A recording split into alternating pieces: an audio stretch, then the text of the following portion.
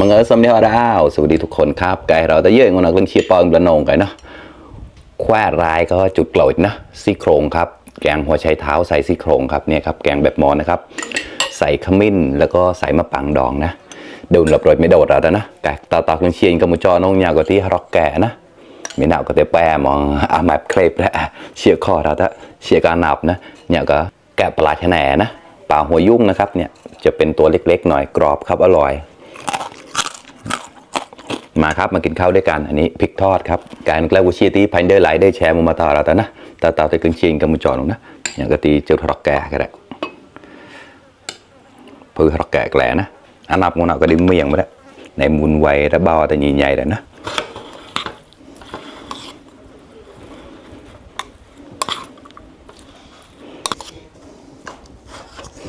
กล้าได้กล้ามาครับ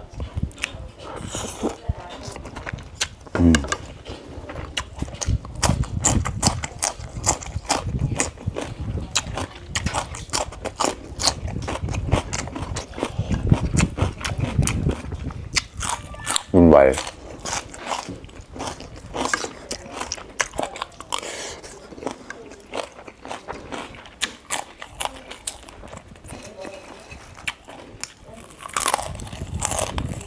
ข้อกรอบมากครับสวรรค์กัน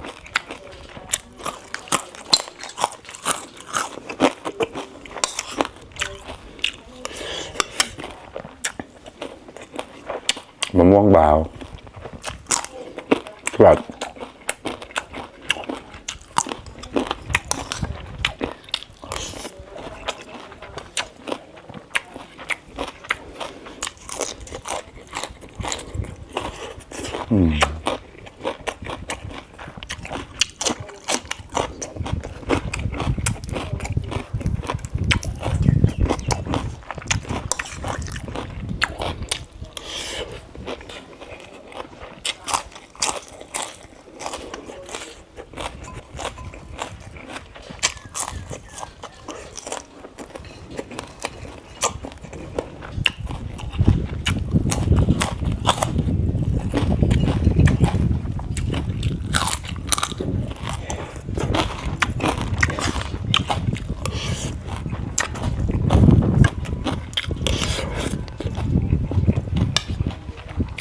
ลาเชียแฟนเราแล้วกินแกงครับ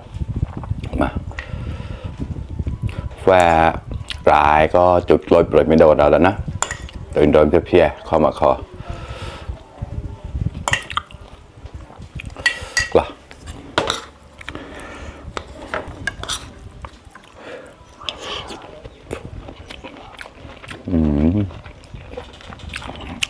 หวานดาดมากระไรอร่อยมากครับ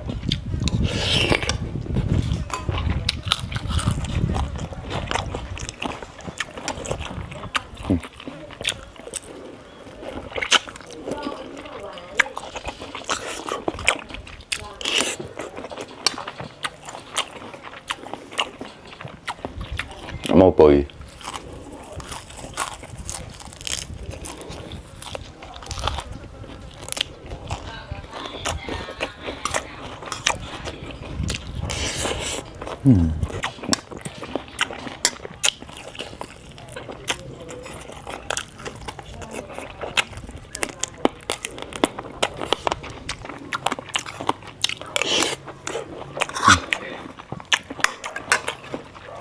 ข้อ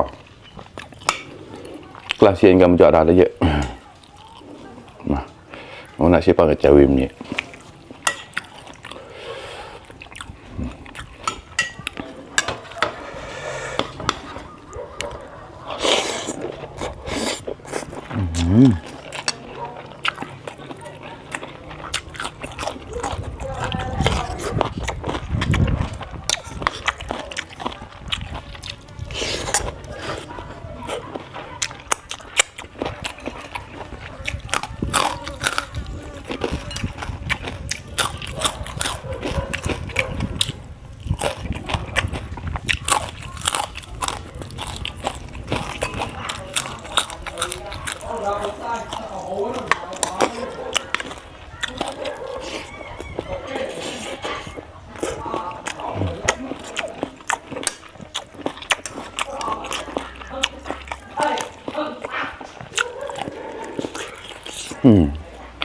โทรค่ะ